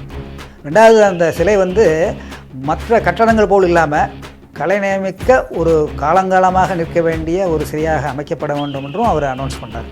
அவர் 133 அதிகாரங்கள் எழுதியிருக்கிறார் திருக்குறள். ஆனால் 133 அடி உயரத்துக்கு அவருடைய சிலையை எழுப்பணும். கன்னியாகுமரிக்கே போய் உளியால கல்லை செதுக்க தொடக்க விழா நடத்துகிறார் கலைஞர். ஆனால் அதுக்கப்புறம் அந்த 91 ஜனவரியில் மறுபடியும் ஆட்சி போயிடுது. அந்த தொடர் நடவடிக்கை இல்லாமல் போயிடுது. 96 ஆட்சிக்கு வந்ததுக்கு பிறகு தான் மறுபடியும் அதை தொடர்ந்து நடவடிக்கை எடுத்து 1/1/2000 அந்த சிலையை திறந்து வைக்கிறாரு கலைஞர். அந்த சிலை எல்லா மக்களுக்கும் தெரியும். சுனாமியாலேயே ஒன்றும் பண்ண முடியல அந்த சிலையை. சுனாமியுடைய அலைகளே அவருடைய தாடை வரைக்கும் தான் போச்சு, தலையை தொட முடியல அந்த சிலையில். அது மாதிரி சிரமமாக இன்னும் இந்த தென் திசைக்கு ஒரு பெரிய ஒரு இதாக அமைஞ்சிருக்கிறது. இந்தியாவுக்கு ஒரு பெரிய பெருமையாக அங்கே இமயமலை இங்கே திருவள்ளுவர் அப்படிங்கிற மாதிரி எல்லாரும் பேசுகிற மாதிரி ஆராய்ச்சியாளர்கள் எல்லாரும் பார்க்குற மாதிரி ஒரு சிலை அமைச்சு கொடுத்தவர் கலைஞர். சாதாரண பார்த்தீங்கன்னா நினைப்பாங்க திருவள்ளுவருக்கு ஏதோ அவ்வளோ பெரிய சிலை வச்சுருக்காங்க அப்படி தான் நினைப்போம். ஆனால் அது அப்படி இல்லை, அது ஒரு ஸ்டேட்மெண்ட். அது என்ன ஸ்டேட்மெண்ட் அப்படின்னு கேட்டிங்கன்னா, நீ ஒரு கல்ச்சரை சொல்கிறேன், நான் ஒரு கல்ச்சரை சொல்கிறேன். ரொம்ப முக்கியமான ஒரு மாற்றம் என்னவென்றால் பெண்கள் சொத்து உரிமைக்கு சமமான அவங்களுக்கு அந்த ரைட் உரிமை உண்டு என்று கொண்டு 1980ஒரு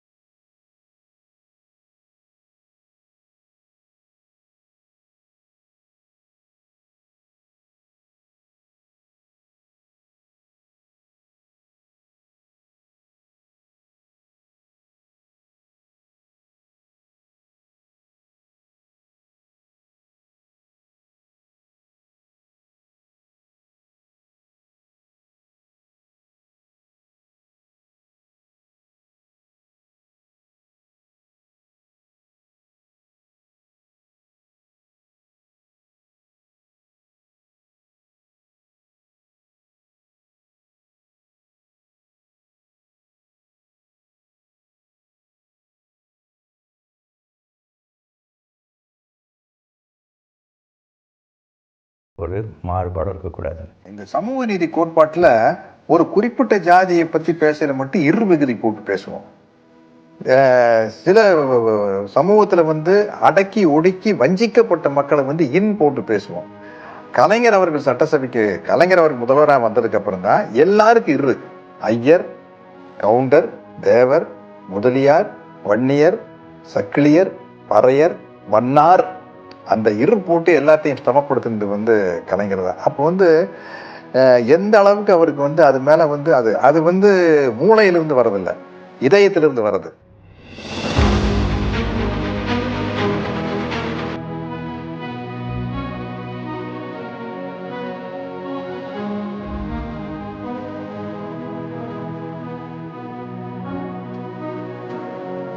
நொண்டி, குருடு, முடம், கூணு, பொட்டை, இன்னும் என்னென்னமோ வார்த்தைகள் இதுதான் இருந்தது. இதுன்னா ஓ அவங்களா அப்படின்னு கேட்குற அளவில் தான் சமூகமும் ஆயத்தமாக இருந்தது. அந்த பாதிக்கப்பட்டவர்களும் நாங்கள் இதை எதிர்நோக்கி தான் இருந்தோம். ஆனால் நம் முதல்வர், நமது முத்தமிழ் அறிஞர் வந்து அந்த திருநங்கைங்கிற வார்த்தை வந்து மறுசிந்தனை இல்லாமல் அரசு இதழ்களில் இனிமேல் திருநங்கை என்ற வார்த்தை தான் இடம்பெற வேண்டும், இனிமேல் இவர்களை இதுவரை அழித்து வந்த அந்த கேலி விழிப்பு சொற்களால் அழைக்கக்கூடாது. இது மாத்திரம் இல்லை, அதோட அந்த வீச்சுன்னு சொல்லுவேன்ல, அந்த வீச்சு மற்ற உடல் ஊனமுற்றோர் அப்படின்னு சொல்லி கொண்டிருந்தேன்னா ஆங்கிலத்தில் கூட அப்படி தான் இருக்குது. மாற்றுத்திறனாளிகள்ங்கிற வார்த்தை கற்பனை செய்து பாருங்கள், யாருமே வைக்க முடியலை. மாற்றுத்திறனாளிகள்ங்கிற ஒரு வார்த்தையும் சரி, திருநங்கைங்கிற வார்த்தையெல்லாம் ஒரு இனத்திற்கே ஓரிரவில், ஒரு நாளில், ஒரு அரசியல் மாற்றத்தில், ஒரு அரசின் நிலைப்பாட்டில் வந்து காலத்திற்கு மாற்ற முடியாத ஒரு இடத்தை கொடுத்துருக்கு. திருநங்கையர் நலவாரியம்னு இந்தியாவிலேயே முதன்முறையாக தனது சிந்தனையில் தோன்றியதை உருவாக்கியது நம் தமிழ்நாடு அரசு. முத்தமிழறிஞர் டாக்டர் கலைஞர் ஆட்சி செய்த பொழுது உருவாக்கப்பட்ட நலவாரியம்.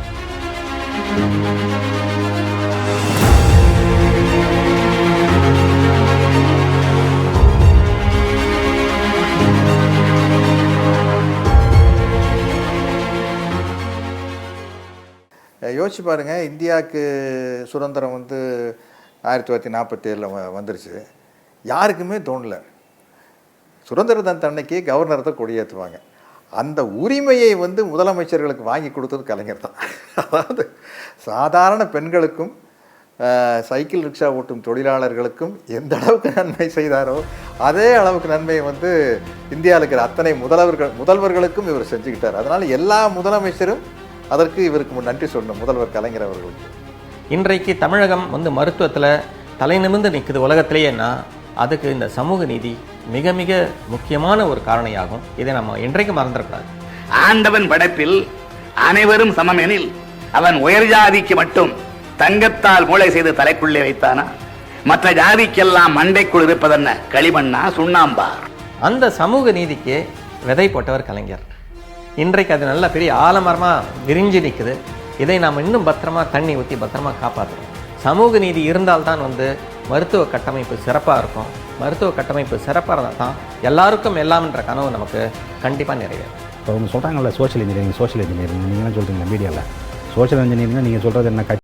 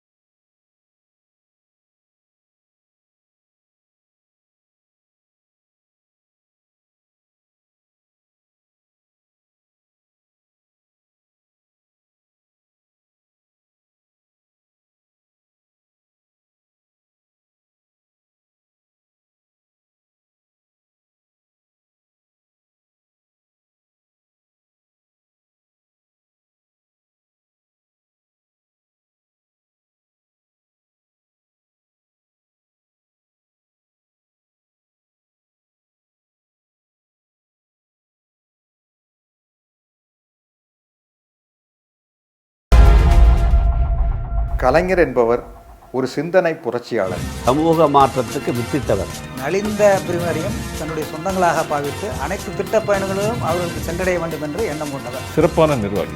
உழைப்புக்கு ஒரு இலக்கு, நட்பு, பிரமிப்பு. கள்ளக்கூடி கொண்ட கருணாநிதி வாழ்கவே. என் உயிரினும் மேலான அன்பு உடன்பிறப்புகளை, பெரிதான கவியாற்றல் புகழான நடையாற்றல் நிறைந்திட்ட கருணாநிதி, தரமான கருணாநிதி, இன்ப தமிழ் காக்கும் கருணாநிதி.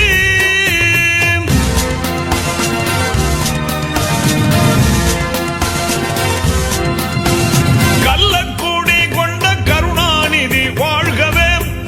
மக்கள் உள்ளம்